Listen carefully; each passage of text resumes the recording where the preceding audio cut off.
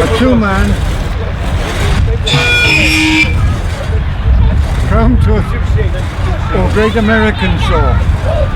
Really needs a helping handle on the end. Too much for one man really, but it is still a single man saw. About the biggest you'll get now. This one's more of a decent size for one man to use. This is my display saw. The youngsters go on the other end usually and have a bit of a cut.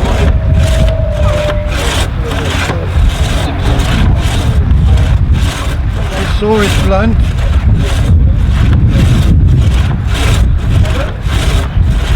I'm cutting ash, which is pretty hard, pretty firm. This is. I don't know what my son's doing. He should be on the other end.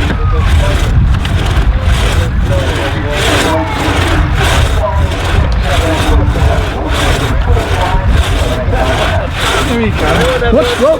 Watch.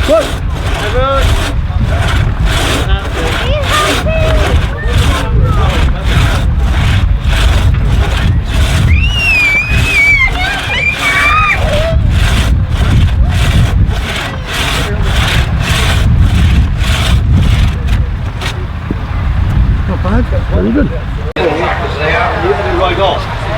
Coming into the ring now is Watson Major. That's the blue one coming in.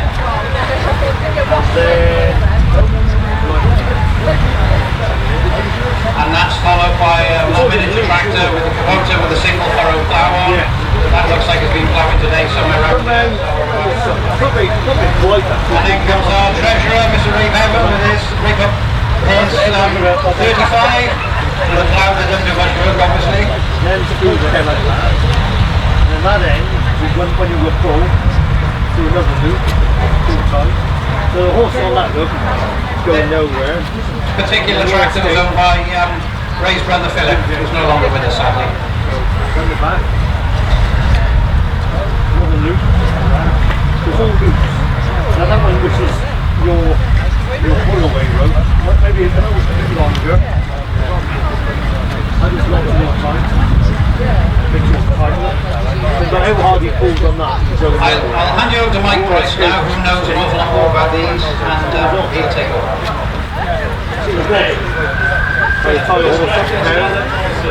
There's one, the other one which is that's a high one kit.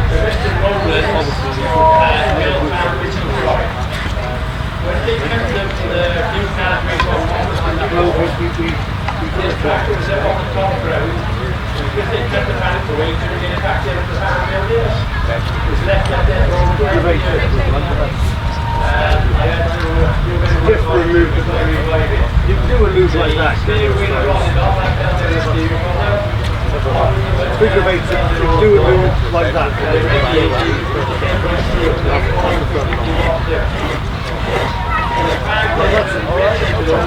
Like that. But if you do a figure of 8, that goes quite tight. It's hard to untie. If you do a figure of 8 and you just a bit longer, let the look like this just around the back. It looks like an 8. It slides as an 8. That's easy to undo. That's a climbing knot. When you climb onto a hitch, and then usually for climbing, you put another knot on you at the back. Tight against that one. But a figure of 8 is easy to undo. It should be easy to pull apart.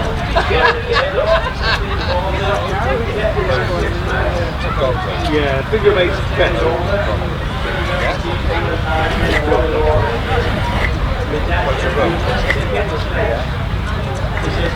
Figure of 8 is better than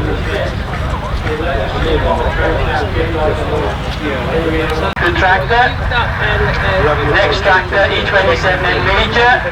This tractor belonged to a friend of mine, Mr. Dave Rockenshire. Good old friend Dave sadly passed away. This tractor's done a fair bit of ploughing over the years and been to quite a few shows. Next one, David Brown 990, the loader. East size tractor. Right. I think it's a 3-cylinder. Very popular tractor. This tractor for the E-Bob. Very nice little T2 chrome. See many of these about now. Very handy on a bit of banky ground off a nice bit of ploughing. Another David Brown. It's the 990, I think. Yeah, 990. National 4.5. Yeah, you don't want 4 legs on a stool because Like that one there. they don't lie properly. No. At the bottom of the ring, the car park side, there's a great big fancy car. We've got the old days. It was Bodger, wouldn't it? Bodger was a skilled man. You wouldn't think I only made that 2 days ago, would you? A Bodger. Like, a Bodger was making the chair legs, is it? In the woods, on a pole lathe, and a lathe in the woods. As you're there, yeah, I'll start him off, alright? We'll go there roughly, put a boot on that, give it a bit of weight. It does move a little bit. I'll go all the way here. If you stand like a side motion almost, wherever's come to for your arms, we'll go all the way then. We go all the way, that's it. That's good. Wherever's comfortable. You good with that? Yeah. You're doing that, lovely. You've done that before, haven't you? And this one's quite blunt. So he's cutting really well at it. And you don't need a chainsaw, look, you can talk to each other. So watch adjusting your eyes a bit, but we're doing alright. And just keep going. Eventually it's going to fall off. Nice and slow, that's it. I'll use the whole blade. And in a minute it's going to get a bit heavy because it's going to drop off the piece of wood. And the weight of the saw is doing the work for it. We'll just go, right, get ready. You hear the change of noise? And then, there you go.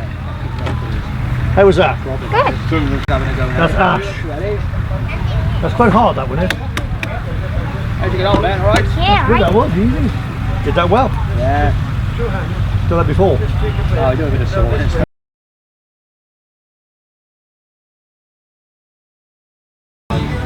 But it's nice they want to get involved in it, that's the whole point. And not being shy, innit? Just getting stuck in. Right, yeah. Well, We've had older kids who, oh no. Yeah. We've had younger, we've had real small ones, good man.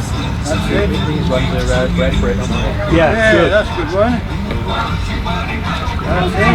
Keep at it. Yeah, you don't get the rule of skills, don't you? Yeah.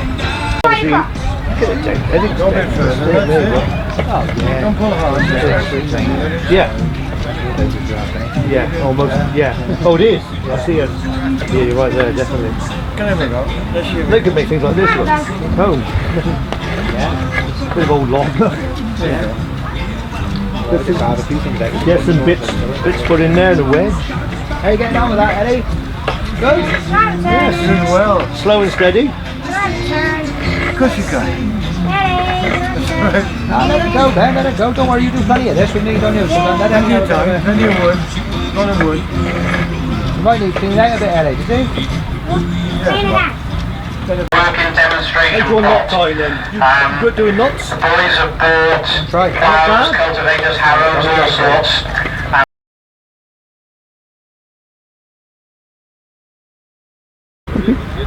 Name's Clive Cowell, stick maker as a hobby. This particular stick I've got is a piece of hazel that's had honeysuckle growing on the side of it, around the end of it. The method I use for joining the tops is drilling a hole in the end, 8mm hole, piece of threaded bar down into there, glued with an epoxy resin glue. And then that one goes on the top of there, and then that is the top that I'm going to use, so that would go up on top of there, be glued and left for 3 or 4 days.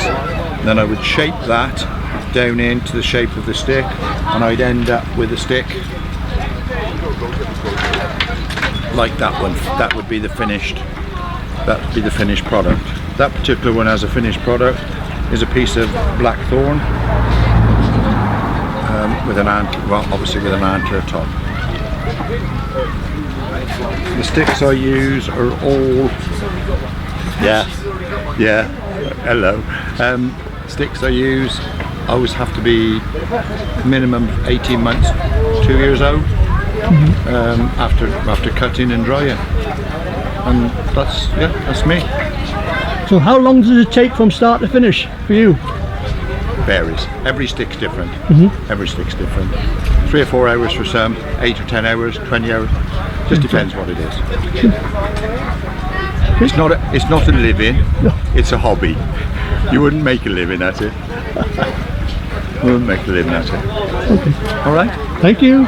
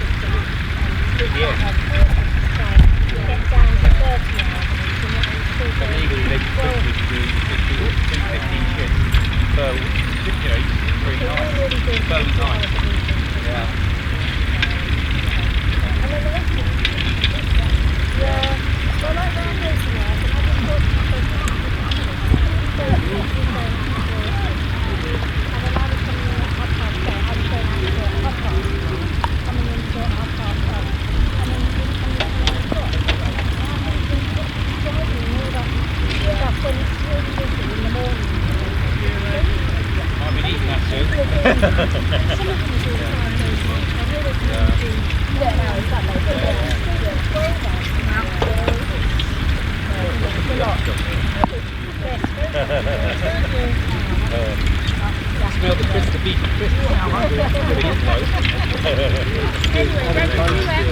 bye.